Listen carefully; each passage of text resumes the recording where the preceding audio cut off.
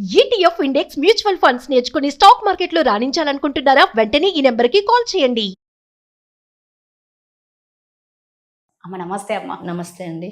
అమ్మ, ఈ మధ్యకాలంలో ఎక్కువగా మనం చూస్తూ ఉంటాం, వీడియోలు కూడా బాగా వైరల్ అవుతూ ఉన్నాయి. Single mother, single ma'am, single parent. అదేంటో కానీ సింగిల్ ఫాదర్ అనేది తక్కువ ఉంటుందేమో అమ్మ. సింగిల్ మదర్ అనేది ఎక్కువ ఉంటుంది.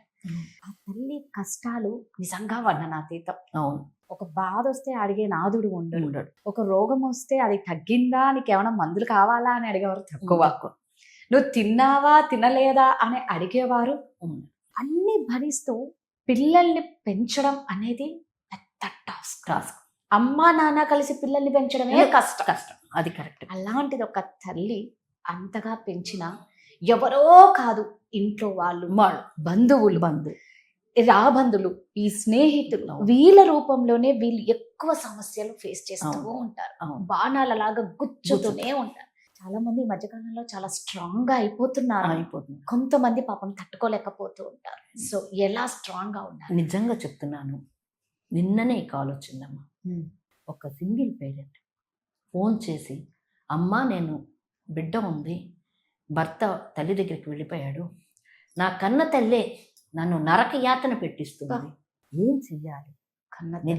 కన్న తల్లి ఎవరో కాదు, నేను ప్రేమించుకుని పెళ్లి చేసుకున్నానమ్మా, నేను చేసింది తప్పు, అతను ఒక బిడ్డనిచ్చి వదిలేశాడు అని. మళ్ళీ చదువుకోని అమ్మాయి కాదు, ఎంబీఏ చేసింది, చదువుకున్న అమ్మాయి, ఎంత 32 ఏళ్ళు. ఇలాంటి వాళ్ళు కొల్లలు అన్నారు. ఆఖరికి ఒక మాట నిందిరా తల్లి, చనిపోవాలనుకుంటున్నాను. నేను ఒకటే మాట చెప్పాను, నీకు తల్లి ప్రేమ లేదు, భర్త ప్రేమ లేదు అని నువ్వు ఆ నిర్ణయాన్ని తీసుకోవాలనుకుంటున్నావే, నీ బిడ్డ నీకు ఉంది, ఆ చంటి బిడ్డ తనే నిర్ణయం తీసుకోవాలి. ఆ బిడ్డను అనాథం చేస్తున్నావా, నీ తల్లి ఇది అని. అలా నీ బిడ్డను చూసి మన భూమి మీద తెచ్చి ఆ బిడ్డ ఏమన్నా వస్తాననిందా అమ్మ? నన్ను కను తల్లి అని అనిందా? మనమే కదా తెచ్చాము, మనం ప్రేమించి పెళ్లి చేసుకుని తెచ్చాము, నా భర్త వదిలేసి, ఇవన్నీ కారణాలు కాదు. ఒక్కసారి బిడ్డ వచ్చింది, మనం వచ్చాము, మన జన్మనిచ్చాము ఒక బిడ్డని. ఒక చిన్న మొక్క నాటితేనే అది ఏదైనా అవుతే నీళ్లు పోసి నారు పోసి దానికి అన్నీ చేస్తామే. మనం 9 మాసాలు పోసిన ఆ బిడ్డకి జీవితాన్ని చూపించాల్సినదే తల్లి బాధ్యత. కానీ ఇక్కడ ఒక అండర్లైన్ చేయాలి, ఆ తల్లి అంత నిర్ణయానికి తీసుకోవడానికి కారణం ఎవరు? సొసైటీ. అంతగా ఆ తల్లి ఎన్నిటిని ఎదుర్కోగలదు. సరే, కాన్ఫిడెన్స్ ఉండాలి, మనం అన్నీ చెప్తాం, కూర్చున్నట్టు ఎవరిని నేను కూడా బ్రహ్మాండంగా చెప్తుంటా, ఇలా ఉండాలి, ధైర్యము అలా ఉండాలి, ఇలా ఉండాలి, ఎదుర్కోవాలని. కానీ ఆ నొప్పి వచ్చినప్పుడు ఆ పడేది ఆ తల్లి. అంటే అందరినీ చెప్పనమ్మా, నేను ఒక్కటే చెప్తున్నాను, ప్రతి ఒక్కరూ చేస్తారనే కాదు. భార్య చనిపోయిన 10వ రోజుకే ఆ తోడు కావాలని ఇంట్లో వాళ్ళే పెళ్లి చేస్తారు. అదే ఆడపిల్లకి సరే ధైర్యం చేసి ఇప్పుడు కొంచెం మార్పు వచ్చింది, మార్పు వచ్చి 2వ పెళ్లి చేసిన వాళ్ళు కూడా ఎంతవరకు ఉంటున్నారు? అలా ధైర్యం చేసినా ఆడపిల్లలు సుఖపడట్లేదు తల్లి. లేదు, సరే అవన్నీ వద్దు, నా జీవితం నేను అంటే బయట ఉద్యోగాన్ని ఇస్తే చూపులు ఎలా ఉంటున్నాయి? కరెక్ట్. అంతెందుకమ్మా, ఇంకొక ఎగ్జాంపుల్ చెప్తాను. పెద్దవాళ్ళం, ఒక వయసు వచ్చింది, పిల్లలంతా ఎక్కడో అమెరికాలో ఎక్కడో ఉన్నారు, ఒక వయసు వచ్చి సింగిల్గా ఉంటే గబుక్కున ఒక ఫంక్షన్కి వెళ్తే, నువ్వేం వచ్చేస్తావు హాయిగా, నీకు పిచ్చా పిల్ల బాధ్యతలా ఏముంది నీకు, నువ్వేమనుకుంటే అది చేసుకుని వచ్చేస్తావు అనేది. అది ఉన్నారమ్మా ఈరోజు కూడా. నేను విన్నదే ఉన్నదే చెప్తున్నాను తల్లి. అలా డైరెక్ట్గా వచ్చి చెప్పేస్తారు. పోనీ రాలేదనుకో, ఏముందని నీకు ఇంట్లో రాజకార్యం, అంతలా ఫంక్షన్ కూడా రాలేక ఏంటి అంటే ఆ మాట అనకూడదు, కొన్ని వర్డ్స్. నువ్వు చేసే ఏం పని, రావచ్చు కదా ఫంక్షన్కి. అది మరి రాకపోయినా అనేది ఈ నాలుకి నరలేకి, ఇది అనేది వీళ్ళేమే, మనమే, అదనేది వీళ్ళే. మరి అటువంటప్పుడు ఆ సింగిల్ పేరెంట్ ఏం చేస్తాం? కానీ నేను చెప్పేది ఏంటంటే, అన్నీ సవ్యంగా ఉండి చేసేది గొప్ప కాదు.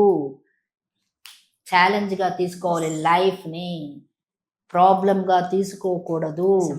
ప్రతి కష్టాన్ని కష్టంగా చూడద్దు. నీ తల్లి అలా ప్రవర్తిస్తుంది అంటే నీకు అనేక స్కిల్ ఉంటాయి, తెలుసుకో.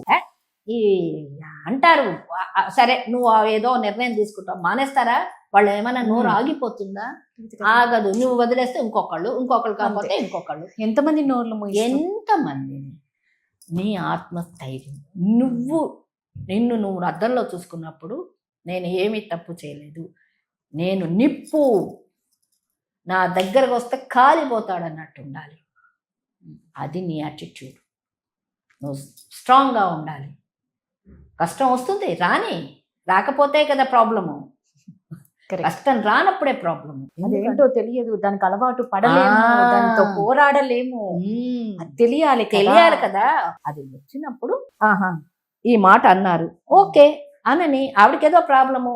ఒక హాస్పిటల్లో ఒక పేషెంట్, హాస్పిటల్ ఎందుకు ఇంట్లోనే ఒక మూలలో ఒక పేషెంట్ ఉన్నారు అనుకో, ఏం చేస్తాము? మంచం మీద పడి ఉంటే సింపతి చూపిస్తాం. అయ్యో ఆమెకి ఆ జబ్బుతో ఉంది, అందుకే లేవలేకపోతుంది, అందుకే తినలేకపోతుంది, జీర్ణశక్తి లేదని సింపతి. ఇలా మాట్లాడే వాళ్ళని కూడా మనం సింపతి చూపించాలి. వాళ్ళకి ఆ రోగము, వాళ్ళకి ఆ జబ్బు, అది ఇతరులు అనే జబ్బు ఒక జబ్బు. ఇప్పుడు బీపీ, షుగరు, థైరాయిడ్ ఎలా ఉందో ఇది ఎక్కువైపోయిందమ్మా. ఈ జబ్బు దట్టు ఆడవాళ్ళకి ఆడవాళ్ళు. అసలు ఆడవాళ్ళకి ఆడవాళ్ళు శత్రువు అంటాం. ఎందుకమ్మా?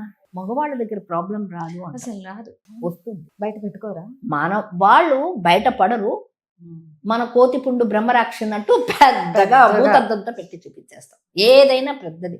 ఎందుకు? ఇంట్లో నేను మా వారే ఉన్నాం, ఫర్ ఎగ్జాంపుల్ భార్యాభర్తలే ఉన్నాం, కోడలు కొడుకు అందరూ ఒక ఫ్యామిలీని ఉంటారు. భర్త కూడా ఆఫీస్లో చేసి కష్టపడి వస్తాడు, ఆయనకి ఎన్నో ఉంటాయి. ఏ కష్టాన్ని ఇంటికి తీసుకొచ్చినా కూడా చెప్పడు, నేను ఇంత కష్టపడ్డాను, చేశాను. పొద్దున్న నుంచి ఈ పిల్లలతో చచ్చిపోతున్నానండి, వంటలు చేయలేక, నా వల్ల కాదు, నేను ఇది అది అని నోరు బయట వేసుకునేది ఆడవాళ్ళమే. అంతే. ఎందుకు? సింపతి కోరుతాం. మగవాడు సింపతి కోరడు. సింపతి చూపిస్తే దూరం వెళ్ళిపోతాడు. ఇష్టపడ్డాము. నువ్వు ఎక్కడైనా గమనించండి. నాకు ఇప్పుడు ఏదన్నా, ఏమండి మీ కాళ్ళు బాగాలేదు, ఏదో నొప్ప, నేను బ్రహ్మాండం ఉన్నాడు. మనం ఏంటంటే నేను కుంటుతున్నావు కూడా అన్నా కూడా వాళ్ళు గమనించదు. ఏంటంటే వాడు కళ్ళు లేదా బుద్ధి అంటే సింపతి. ఆడవాళ్ళ సింపతి కోరకూడదు. అసలు యాక్చువల్గా శక్తి స్వరూపుడు అమ్మా. ఇవన్నీ మనకి మాటల్లోనే, చేతలు వచ్చేసరికి ఢీలా పడి. నిజంగా మీరు అన్నట్టు సింగిల్ మదర్ అనేది ఒక ఛాలెంజ్.